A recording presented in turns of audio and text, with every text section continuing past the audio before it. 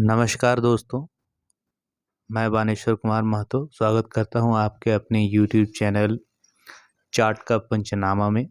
दोस्तों, आज हम हमारे इस वीडियो में जिस चार्ट को डिस्कस करने वाले हैं उस चार्ट का नाम है, उस कंपनी का नाम है GR इंफ्रा प्रोजेक्ट लिमिटेड। दोस्तों, ये कंपनी मेरी नज़र में काफ़ी टाइम पहले से चल रही है और ये काफ़ी मुझे इंटरेस्टिंग लग रहा था, इसलिए मुझे लगा कि मुझे आपके साथ ही इस चार्ट को डिस्कस करना चाहिए। लेकिन उससे पहले चलिए हम उसके चार्ट को खोल लेते हैं।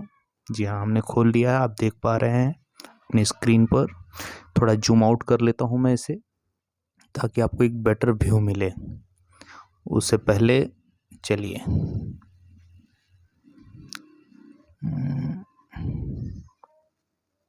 इसे मैंने खोल लिया हुआ है। थोड़ा सा और जूम कर लेते हैं।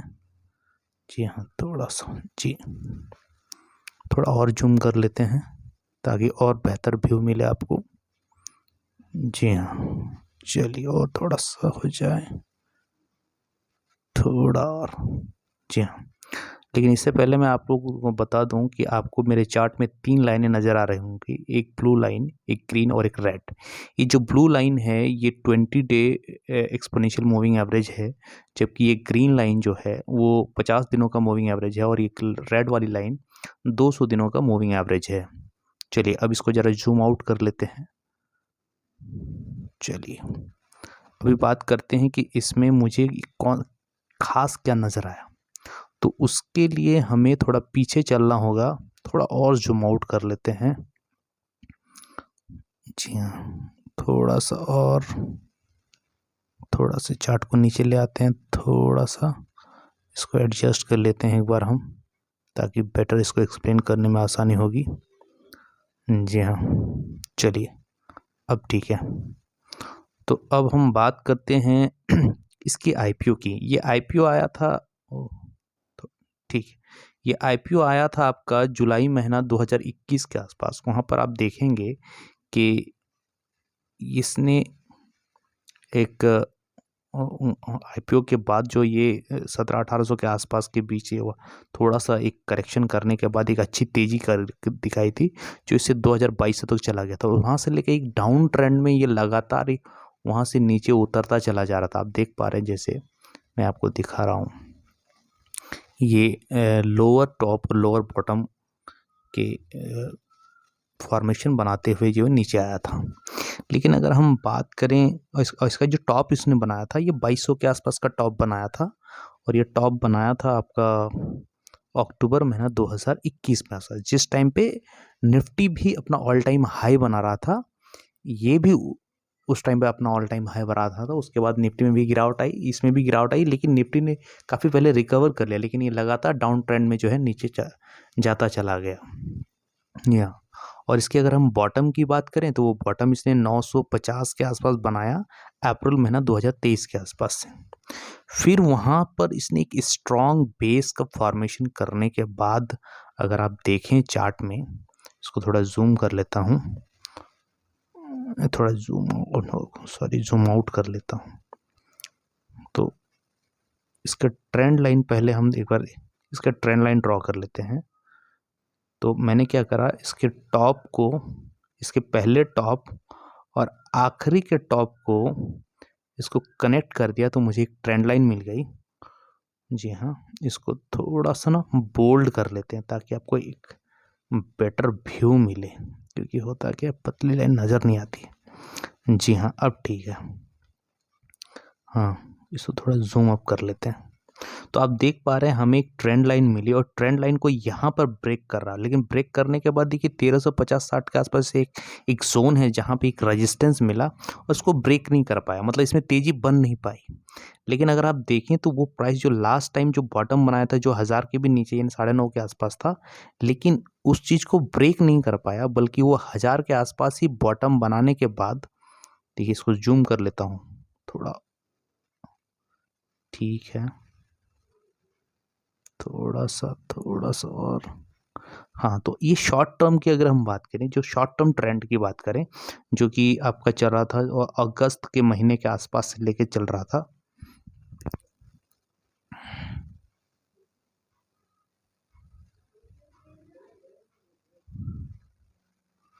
तो अगस्त के महीने के आसपास से जो ये चल रहा था उसको अगर ट्रेंड लाइन ड्रॉ कर दिया मैंने, तो आप देख पा रहे हैं कि इस ट्रेंड को यहाँ पर ब्रेक करने की कोशिश करा।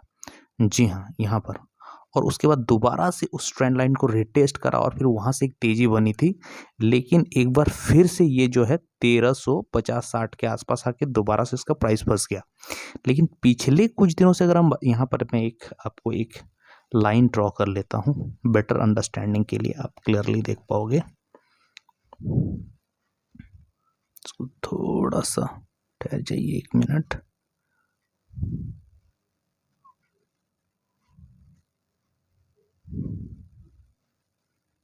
हाँ, तो यहाँ पर देखिए, अगर मैं बात कर रहा था कि पिछले कुछ टाइम से निफ्टी में काफ़ी तेज़ गिरावट देखने को मिली। इनफैक्ट स्मॉल कैप में और मिड कैप के शेयर्स में काफ़ी तेज़ गिरावट देखने को मिली, लेकिन ये स्मॉल कैप होने के बावजूद भी अगर आप देखें तो इसमें एक अलग ही कहानी चल रही थी। ये बिल्कुल मुस्तैदी के साथ इसी प्राइस के आसपास खड़ा था, 1100 से लेके 1200-1300 के आसपास के बीच का रेंज। और अब देखिए ये पूरी तरह से उस रेंज को ब्रेक करने की तैयारी कर रहा है, और मैं समझता हूँ कि अगर ये इस रेंज को तोड़ता है, यानी कि 1350-60 के रेंज को, तो यहाँ पे एक बेहतरीन ट्रेड लिया जा सकता है, ट्रेड अपॉर्चुनिटी हो सकती है। लेकिन देखिए, जब मैं ट्रेडिंग अपॉर्चुनिटी की बात करता हूँ तो एक बात हम समझिए कि हम जब भी बात करते हैं टेक्निकल एनालिसिस में, तो वो बिल्कुल प्रोबेबिलिटी के ऊपर बेस्ड रहता है। अगर मैं ये कह रहा हूँ कि यहाँ से ये ऊपर जा सकता है, मतलब जा सकता है, चला ही जाएगा, इस बात की कोई गारंटी नहीं है। तो हमें क्या करना है, हमें पहले से ही अपना एंट्री और एग्जिट का प्लान हमारे पास ऑलरेडी बना हुआ होना चाहिए, प्री डिटरमाइन। यानी कि जैसे अगर मैं कहूँ, अगर मुझे इसमें एंट्री करना हो तो मैं इसमें, अगर फ्रेश एंट्री करनी हो मुझे, तो मैं इसमें 1350-60 के ऊपर ही जाके इसमें अपना पोजीशन बनाऊंगा। और जो मेरा स्टॉप लॉस जो होगा, एक लाइन हॉरिजॉन्टल लाइन ड्रॉ कर लेता हूँ, इसको थोड़ा बोल्ड कर लेते हैं, ब्लू ठीक रहेगा, थोड़ा बोल्ड कर लेते हैं। हाँ, तो ये वाली जो लाइन है, यानी कि 1350 के आसपास जो ये जोन है, इस जोन को अगर क्रॉस करता है तो फिर वहाँ पे मैं अपनी पोजीशन बनाऊंगा, और मेरा जो स्टॉप लॉस होगा वो 1150 के आसपास होगा। हाँ, जाहिर सी बात है, यहाँ पर 10-15% का मैं रिस्क उठाने को कह रहा हूँ, क्योंकि यहाँ मेरा टाइम फ्रेम भी थोड़ा बड़ा होगा। टाइम फ्रेम मेरा बड़ा मतलब से है कि मिनिमम 3-4 महीने से लेकर साल भर भी हो सकता है। यहाँ पे जो अपनी स्ट्रैटेजी होगी वो ट्रेलिंग स्टॉप लॉस का होगा, क्योंकि संभवतः ये हो सकता है कि इसमें अगर तेज़ी बनती है तो ये एक बार से फिर से 1500-1600 या फर्स्ट टारगेट तो मे बी इसका, एक सेकंड, कितना हो सकता है फर्स्ट टारगेट, तो इसका 1600 के आसपास, 1600,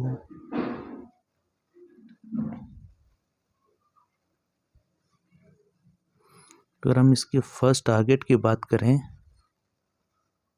थोड़ा सा जूम आउट कर लेते हैं, तो हाँ, तो इसका जो फर्स्ट टारगेट जो इसमें बनता हुआ दिख रहा है वो मुझे 1600 का भाव आता हुआ दिख रहा है।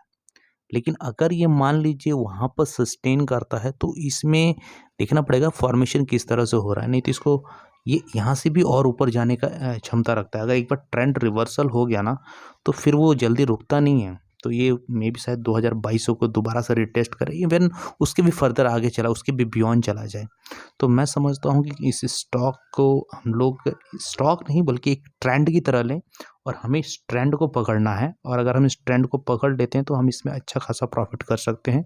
तो एंट्री होगी हमारा 1350-60 के ऊपर, और स्टॉप लॉस हमारा 1150 के आसपास होना चाहिए।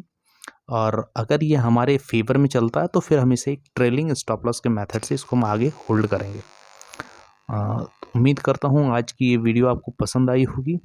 अगर लेकिन एक डिस्क्लेमर देता चलूँ कि ये जब मैं ये सिर्फ मेरे वीडियो के आधार पर आप कोई भी खरीदारी ना करें। अगर आप इसमें खरीदारी करना चाहते हैं तो आप अपने जो वित्तीय सलाहकार हैं उससे एक बार संपर्क जरूर कर लें, उसके बाद ही इसमें निवेश करें। धन्यवाद।